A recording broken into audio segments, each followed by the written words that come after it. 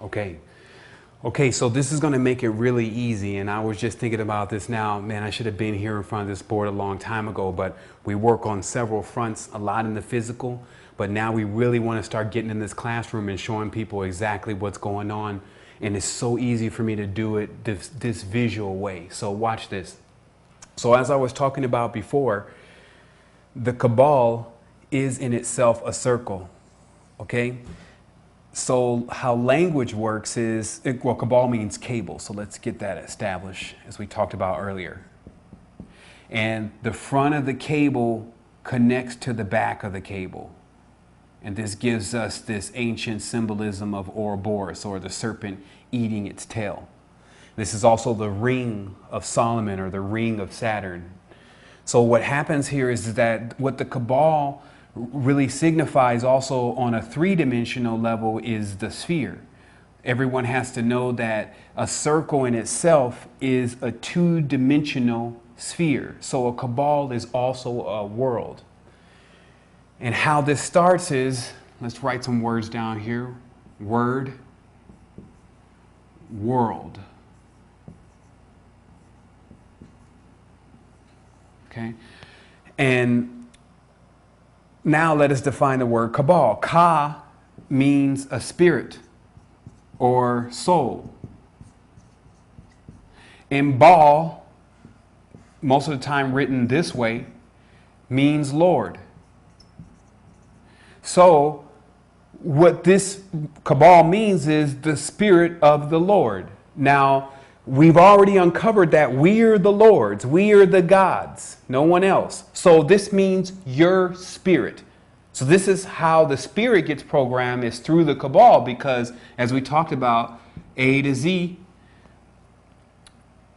this is the actual ring. The actual language, A, B, C, D, E, F, G, H, I, J, K, L, M, P, forms in itself a circle when it's done, because the A connects to the Z. And then this wheel or program or disk, as you see on Tron, this disk is then placed into your mind. And this now is your program that you're running on. So this is what a cabal really is on the highest levels. Now, when it gets to the as below relationship to this, when it gets to the lower levels, it appears like this. Now, because this is you, the only thing that this world is designed to do, because it's a womb, is to divide you.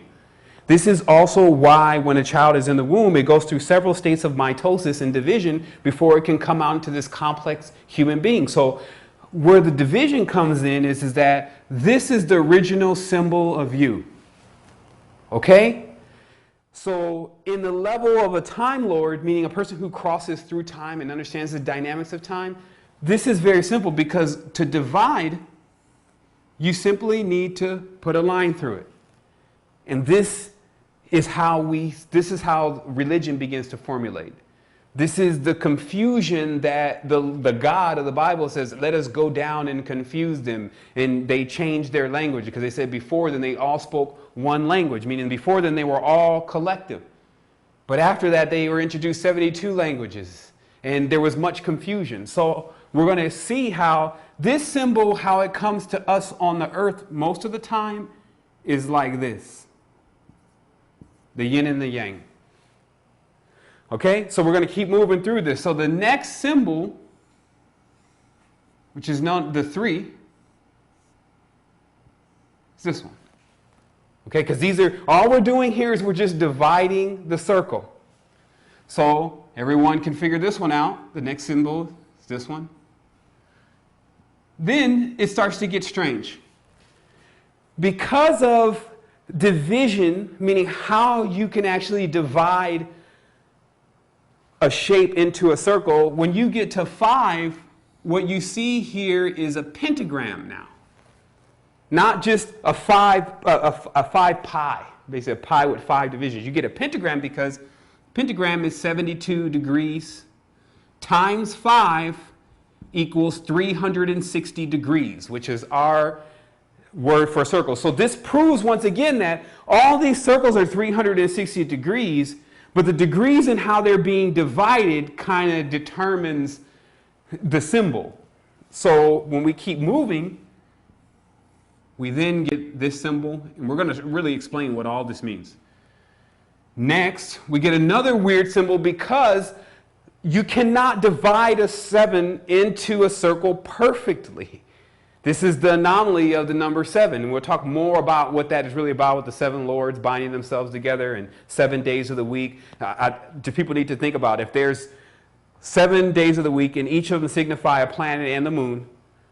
If they're now saying 768 planets that they've now proven to exist, not just the millions that also exist, but just those 768 that are registered, why don't we have 768 days in a week?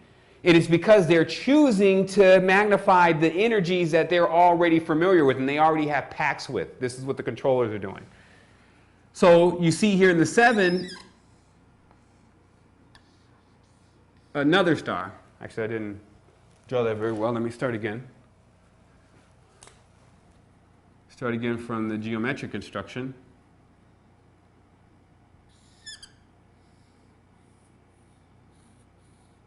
Okay, just a 7-pointed star, whatever, I'll get that right later.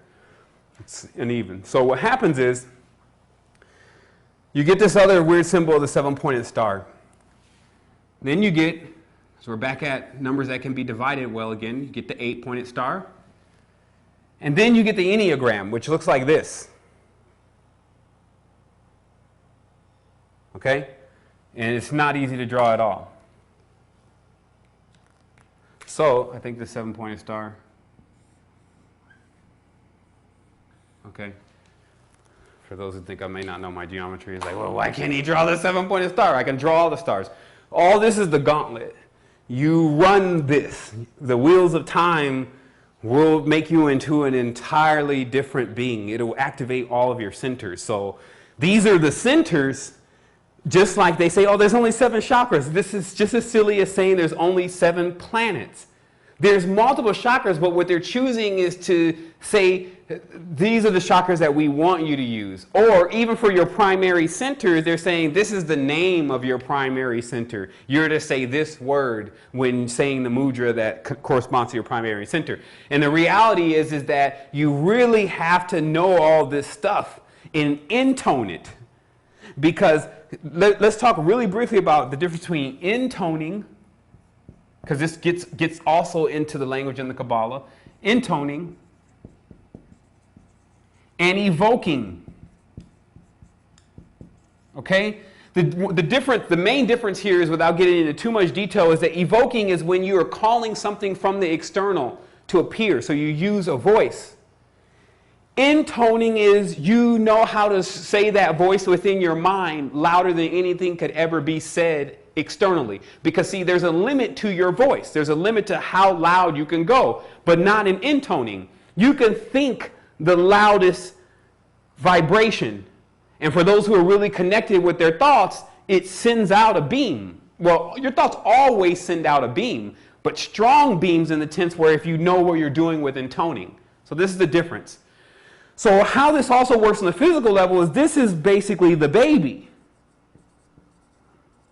No sense. Basically, I said, man, you don't got no sense. The baby has not been taught anything. So it's innocent, which means no, innocent. Okay, no program loaded. So the first thing that the baby learns is good and bad. Right? Good and bad. Yin and yang. One of the oldest teachings here on the earth. You watch the mitosis of earth within its belief systems. So this begins.